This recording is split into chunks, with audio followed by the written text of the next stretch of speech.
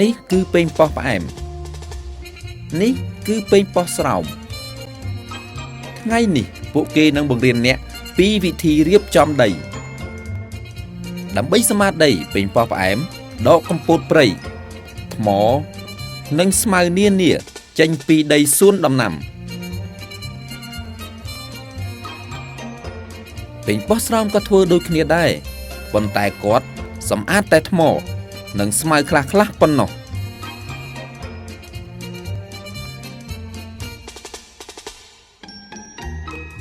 ពេញប៉ោះផ្អែមភ្ជួរដីរបស់នាងអូយមិនមែនភ្ជួរតែម្ដងទេ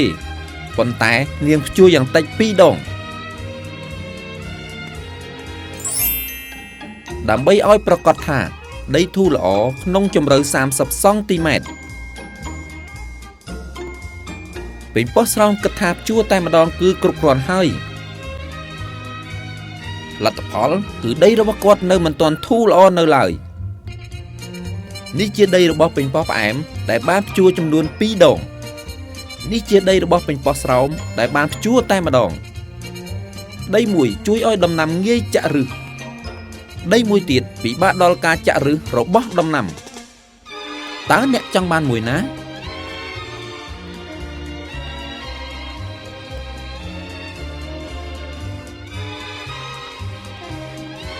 ដីសួនដំណាំរបស់ពេញប៉ោះផ្អែមមានទំហំ100ម៉ែត្រការ៉េដូច្នេះនាងត្រូវទិញកំបោរ15គីឡូក្រាមពេញប៉ោះស្រោមទិញកំបោរតែ5គីឡូក្រាមប៉ុណ្ណោះ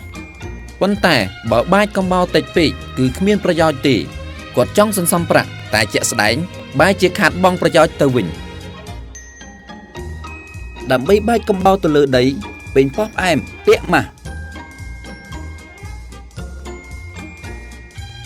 ពាក់ស្រោមដៃ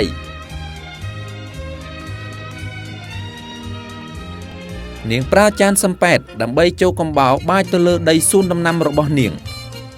រហូតដល់សព្វល្អបង្កើតបានស្រទាប់ស្ដើងមួយពេញប៉ោះស្រោមមិនបានពាក់ម៉ាស់ឬស្រោមដៃការពារឡើយគាត់គិតថាការការពារសម្រាប់តែមនុស្សខ្សោយប៉ុណ្ណោះការយល់ដឹងតិចតួចរបស់គាត់ចំពោះកំបោរធ្វើឲ្យគាត់មានជំងឺនេះជាដីរបស់ពេញប៉ោះផ្អែមដែលបានបាចកំបោរតាមបរិមាណត្រឹមត្រូវនេះជាដីរបស់ពេញប៉ោះស្រោមដែលមានបរិមាណកំបោរមិនគ្រប់គ្រាន់ដីមួយមានសារធាតុចិញ្ចឹមគ្រប់គ្រាន់សម្រាប់ដំណាំ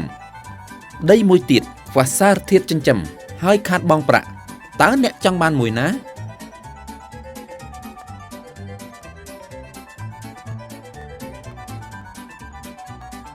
ពេញប៉ោះផ្អែមប្រើជីកំប៉ុស្តដែលពុកផុយល្អចំនួន100គីឡូក្រាម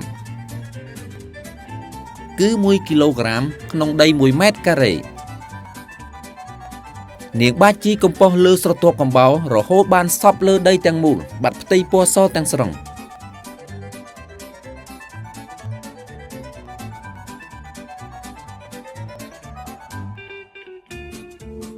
ពេញប៉ោះស្រោមគិតថាអាចគោថ្មីក៏ដូចគ្នានឹងជីកំប៉ុស្តដែលបានផលិតត្រឹមត្រូវដែរជាការពិតមិនដូចអ្វីដែលគាត់បានគិតនោះទេជាក់ស្ដែងការប្រើអាចគោថ្មីធ្វើឲ្យខូចខាតនិងខ្លោចដំណាំរបស់គាត់ទៅវិញពេញប៉ោះផ្អែមរស់លុបជីកំប៉ុស្តនិងច្របល់ចូលក្នុងដីនាងរស់លុប2ដងដើម្បីឲ្យប្រកាសថាជីកំប៉ុស្តច្របល់ចូលទៅក្នុងដីបានសព្វល្អពេញប៉ោះស្រោមរស់លុបត្រឹមតែម្ដងជីអាចគោរបស់គាត់មិនបានច្របល់ចូលទៅក្នុងដីសព្វល្អបានឡើយនេះជាដីរបស់ពេញប៉ោះផ្អែមដែលបានបាចជីកំប៉ុស្តត្រឹមត្រូវនេះជាដីរបស់ពេញប៉ោះស្រោមដែលមានជាតិពុលដោយការប្រើអាចគោស្រស់ដីមួយជួយឲ្យដំណាំលូតលាស់បានល្អដីមួយទៀតបំផ្លាញដំណាំរបស់អ្នក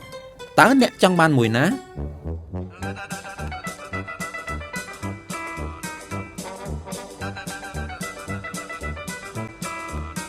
ពេញប៉ោះផ្អែមបានត្រៀមរួចរាល់ដើម្បីចាប់ផ្ដើមលើករងដំណាំនាងត្រូវការមិត្តភក្តិ3នាក់ឲ្យជួយពេញប៉ោះស្រោមសុខចិត្តទៅដេកពេលភ្លៀងមកដីរបស់គាត់ត្រូវបំផ្លាញ គាត់ប្ររងចាំអស់មួយសប្តាហ៍ដើម្បីឲ្យដីស្ងួតហើយភ្ជួរម្ដងទៀត Bà ấy có một bạn mẹ đấy hả? Thôi mà! Thôi! Chửi bạch thêm nói chèo ơi! Cổ nàng hột tích thì miệng sọ thế! Thôi! ពេញប៉ោះផ្អែមលើករងដំណាំរបស់នាងស្របតាមបណ្ដោយនៃផ្ទៃដីសួនដំណាំពេញប៉ោះផ្អែមយកបង្គោលកូនឈើជាច្រើនមកដោតឃ្លាតពីគ្នាចម្ងាយ1ម៉ែត្រកន្លះបង្គោលកូនឈើទាំងនោះតំណាងឲ្យចំណុចកណ្ដាលនៃរងពួកគេដោតបង្គោលកូនឈើបន្ថែមទៀតចម្ងាយកន្លះម៉ែត្រឃ្លាតពីបង្គោលកូនឈើដែលបានដោតលើកមុនបង្គោលកូនឈើដែលដោតទាំងនេះតំណាងឲ្យចុងម្ខាងនៃបាតរងពួកគេចងខ្សែភ្ជាប់បង្គោលកូនឈើដែលបានដោតក្រោយទាំងនេះសម្រាប់ជាគំរូបណ្ដោះអាសន្នហើយចាប់ផ្ដើមកាយដីលើករងពេញប៉ោះស្រោមមានចរិតចុះចេះដូច្នេះគាត់លើករងដំណាំតែម្នាក់ឯងគាត់មិនចូលចិត្តប្រើខ្នាតកំណត់ចន្លោះចម្ងាយពីរងមួយទៅរងមួយទៀតឬចងខ្សែទេគាត់ចេះតែកាយលើករងស្មានប៉ុណ្ណោះពេញប៉ោះផ្អែមវាស់វែងដើម្បីឲ្យប្រាកដថារងមានកម្ពស់30សង់ទីម៉ែត្រហើយទទឹងរងមានប្រវែង60ទៅ90សង់ទីម៉ែត្រល្មមគ្រប់គ្រាន់សម្រាប់ប្រភេទដំណាំដែលនាងនឹងដាំពេញប៉ោះស្រោមនៅតែបន្តកាយលើករងពេញប៉ោះផ្អែមនិងមិត្តរបស់នាងនាំគ្នាទាញគម្របកៅស៊ូផ្លាស្ទិកគ្របរងឲ្យតឹងក្រាលលើរង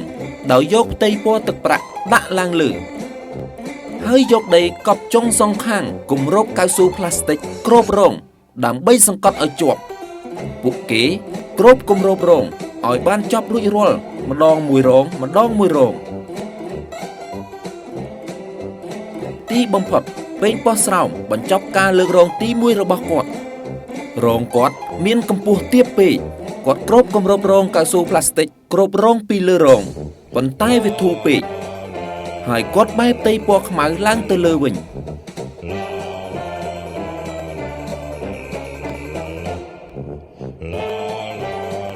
ពេញប៉ោះផ្អែមគ្មានលទ្ធភាពទិញផ្លាស្ទិកសម្រាប់គ្របរងទាំងអស់ទេប៉ុន្តែនាងគ្របរងដែលនៅសល់ដោយចំបើង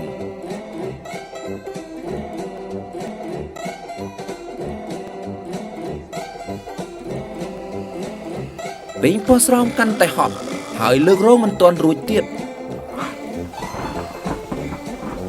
រាល់ពេលមេឃភ្លៀងរងរបស់គាត់មិនទាន់គ្របត្រូវទឹកភ្លៀងហូរកាត់ខូចអស់គាត់ត្រូវធ្វើវាសារឡើងវិញ Hột tức cho lại lặng binh នេះជារងដែលបានវាស់វែងត្រឹមត្រូវហើយគ្របគម្របរងបានតឹងល្អរបស់ពេញប៉ោះផ្អែមនេះជារងដែលមិនបានវាស់វែងហើយគ្របគម្របរងធូររបស់ពេញប៉ោះស្រោមដីមួយជួយការពារពីការដុះស្មៅនិងបណ្ដេញសត្វល្អិតដីមួយទៀតងាយដុះស្មៅនិងមានសត្វល្អិតនានាតើអ្នកចង់បានមួយណា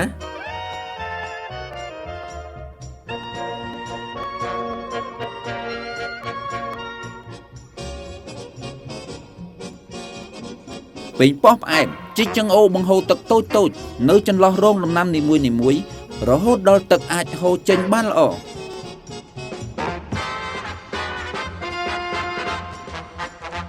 បន្ទាប់មកនាងជីកចង្អូបង្ហូរទឹកមេ2សម្ដៅទៅកាន់ចំណុចទាបបំផុតនៃសួនដំណាំរបស់នាងប្រឡាយមេនេះមានជម្រៅ20សង់ទីម៉ែត្រពេញប៉ោះស្រោមមិនខ្វល់ពីការជីកប្រព័ន្ធចង្អូបង្ហូរទឹកឡើយគាត់គិតតែពីលេងសប្បាយ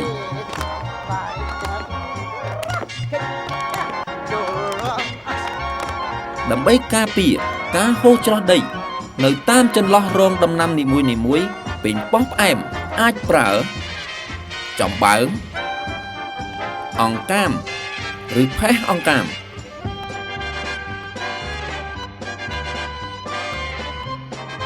ដូច្នេះពេលភ្លៀងធ្លាក់ទឹកភ្លៀងហូរតាមចង្អូររង និងមិនធ្វើឲ្យសឹកដាច់ដី Thằng tài nhân. Ôi. Ui, phong mà lên sân bay phong mình có liền trên đây. À. ទឹកភ្លៀងបានជន់លិចដីចំការរបស់ពេញប៉ោះស្រោមដោយសារតែគ្មានប្រព័ន្ធចង្អូរបង្ហូរទឹកនិងគ្មានចំបើងនៅចន្លោះរងដំណាំនីមួយៗការខំប្រឹងប្រែងរបស់គាត់ទាំងប៉ុន្មានត្រូវបំផ្លាញអស់នេះជាដីដែលបានរៀបចំយ៉ាងល្អឥតខ្ចោះរបស់ពេញប៉ោះផ្អែមនេះជាដីដែលបានរៀបចំយ៉ាងខ្ជីខ្ជារបស់ពេញប៉ោះស្រោមដីមួយប្រើពេលអស់2ថ្ងៃសម្រាប់រៀបចំហើយជួយឲ្យទិន្នផលកើនឡើង3ដងដីមួយទៀតប្រើពេលអស់3សប្តាហ៍សម្រាប់រៀបចំហើយគ្មានប្រយោជន៍ទាល់តែសោះតើអ្នកចង់បានមួយណា